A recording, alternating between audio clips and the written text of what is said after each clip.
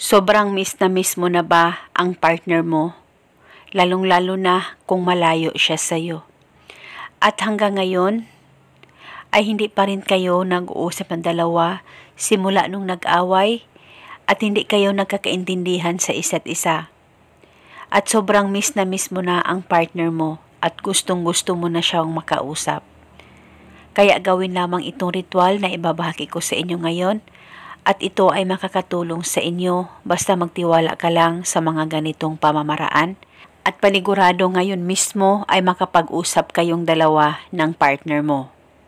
Ang gagawin mo lamang, kumuha ka ng papel at panulat at isulat sa papel ang pangalan at apelyido niya ng 3 beses. At sa ibaba, isulat mo ang kanyang contact number o kahit na anong contacts na meron ka sa kanya.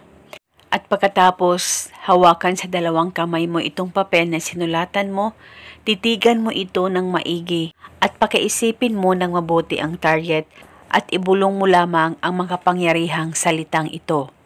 Pangalan at apelyido, ngayon mismo ako ay kakausapin o kukontakin mo. Ibulong mo lamang ito ng 3 beses at pagkatapos halikan mo lamang ng 1 beses ang papel at pagkatapos tupiin kahit ilang tupi paloob papunta sa iyo.